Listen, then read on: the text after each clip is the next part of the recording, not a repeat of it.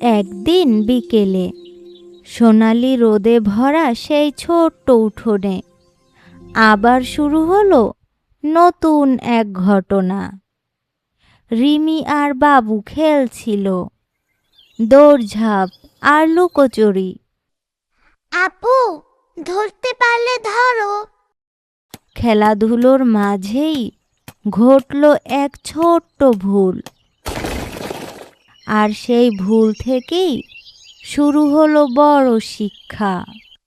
ওরে বাবা, এখন যদি কেউ দেখে তাহলে তো বকুনি খাবো।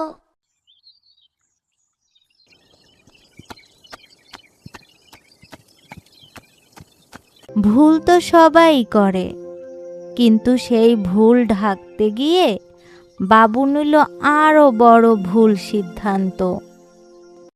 এ কি হলো? আমি আমি করিনি। তাহলে কে করেছে? একটা বিড়াল এসেছিল, সে ধাক্কা দিয়ে ফেলেছে। সত্যি? আমি তো কোনো বিড়াল দেখিনি। হ্যাঁ, খুব বড় একটা বিড়াল। ঠিক তখনই দাদু সেখানে এলেন। তার অভিজ্ঞ চোখ যেন সবই বুঝে ফেলল। কি হয়েছে এখানে? টব ভেঙে গেছে, বাবু বলছে বিড়াল করেছে।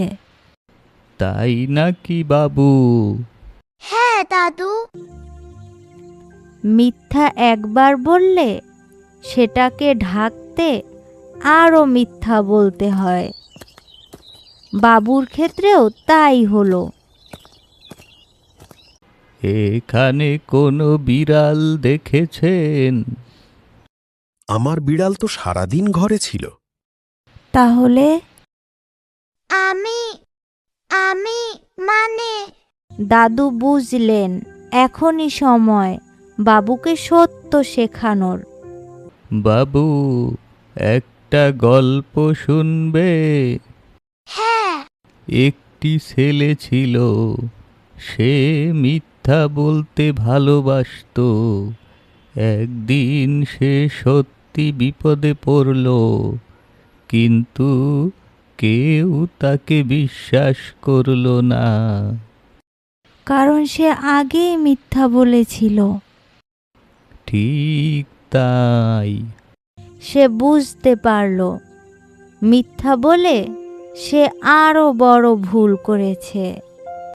দাদু, আমি মিথ্যা বলেছি। তাহলে সত্যিটা বলো। আমি দৌড়াতে গিয়ে টবটা ভেঙে ফেলেছি।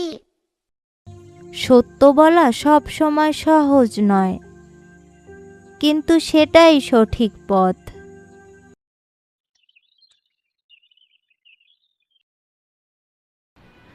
ভুল করলে স্বীকার করা সবচেয়ে বড় সাহসের কাজ। আমি তোমাকে মাফ করে দিলাম। আমি আর কখনো মিথ্যা বলবো না। শুধু ক্ষমা চাইলেই হয় না, নিজের ভুল ঠিক করাও জরুরি। এখন কি করবে বাবু? আমি নতুন একটা টব কিনে আনবো আর গাছ লাগাবো। আমি তোমাকে সাহায্য করব। কিছুদিন পর উঠোনে আবার নতুন গাছ, নতুন হাসি আর নতুন শিক্ষা ফিরে এলো। এবার আমি সাবধানে খেলবো। আর সত্য বলবে। সব সময়। প্রিয় সোনামণিরা, মিথ্যা হয়তো কিছু সময়ের জন্য আমাদের বাঁচাতে পারে, কিন্তু সত্য সব সময় জয়ী হয়। মনে রেখো, সত্য বলা সাহসের কাজ, আর সততাই আমাদের সবার প্রিয় করে তোলে।